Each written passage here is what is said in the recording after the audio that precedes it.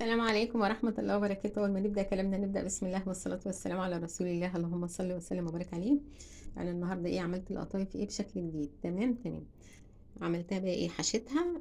في ناس بتلفها صوابع، بس بتبقى فاضية. ما بيقولوا لي، يعني في حد بيقول لي ما بنعرفش يعني قلت لهم هم كلوها عندي في رمضان اللي فات ملفوفة وعجبتهم، فقالوا لي احنا ما عرفناش نحشيها. فانا قلت لهم يا جماعة دي سهلة اهو، والحشو بتاعها اهو.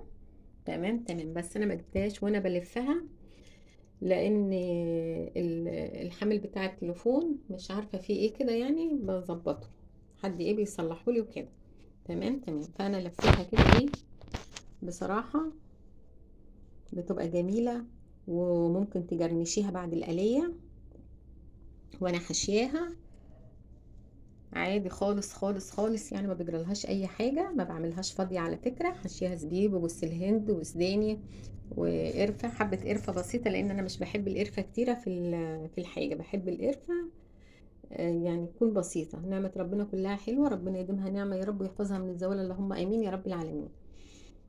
جوز الهند وسوداني وزبيب وحبه قرفه وحبه سكر، والسكر مش كتير طبعا عشان هي ملفوفه وفيها فتحات كده، فيها كده كده. هي بتبقى الشربات إيه، طيلها من جوه. تمام. وبألف هنا وشفا يا رب للي هياكل، واترككم في رعاية الله وأمنه، والسلام عليكم ورحمة الله وبركاته.